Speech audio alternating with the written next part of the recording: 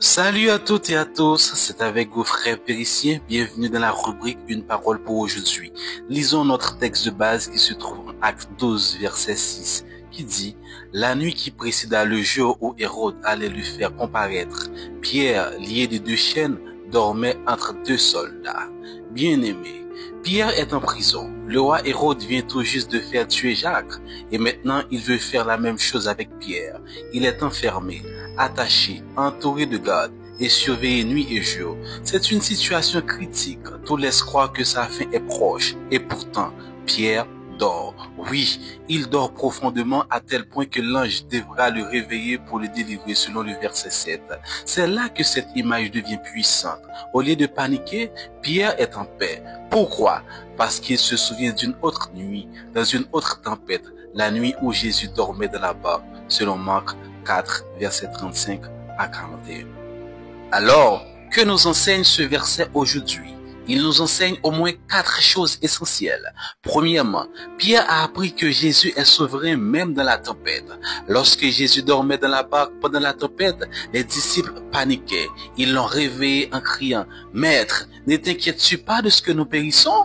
Jésus s'est levé, a calmé la tempête puis a dit « Pourquoi avez-vous si peur? Où est votre foi ?» Ce jour-là, Pierre a compris une leçon capitale. Si Jésus est là, la tempête n'a pas le dernier mot. Et maintenant, dans Acte 12, même si Jésus n'est plus physiquement à côté de lui, Pierre sait que Christ règne toujours. Il n'a plus besoin de paniquer. Il peut dormir parce que sa paix ne dépend plus des circonstances, mais de sa foi. Bien-aimé, la vraie paix, ce n'est pas l'absence de problème, c'est la présence d'une confiance solide en Jésus-Christ. Deuxièmement, dormir, c'est montrer qu'on fait confiance à Dieu. Dormir dans la prison, ce n'est pas de l'inconscience, ce n'est pas fuir la réalité. C'est un acte de foi puissant. Pierre aurait pu pleurer, prier à haute voix ou s'agiter, mais il choisit de dormir. Pourquoi? Parce qu'il sait que ce n'est pas l'agitation qui attire Dieu, c'est la confiance.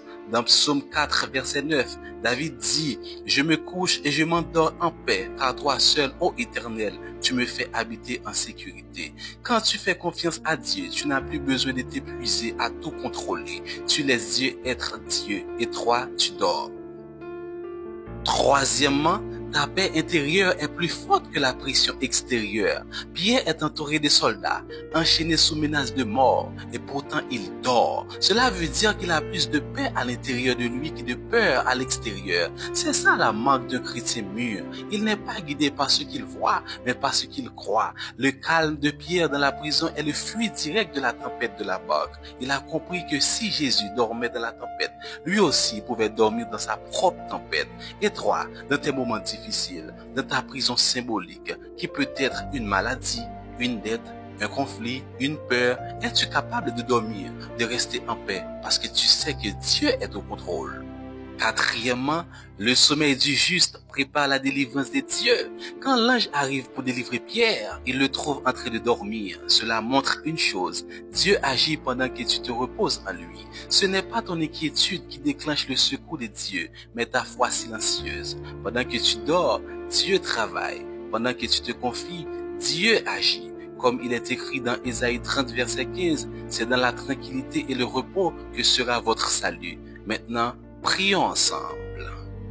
Seigneur, donne-moi cette paix intérieure qui surpasse l'intelligence. Comme Pierre, apprends-moi à dormir au milieu de la tempête. Aide-moi à me souvenir de tes leçons passées et à les vivre dans mes épreuves présentes. Je choisis de te faire confiance, même quand tout semble perdu. Je sais que tu es au contrôle. Amen, amen, amen. Bien-aimé, le chrétien n'a pas besoin que la mer soit calme pour dormir. Il a seulement besoin de savoir que Jésus est dans sa vie. À très bientôt pour une nouvelle parole pour aujourd'hui.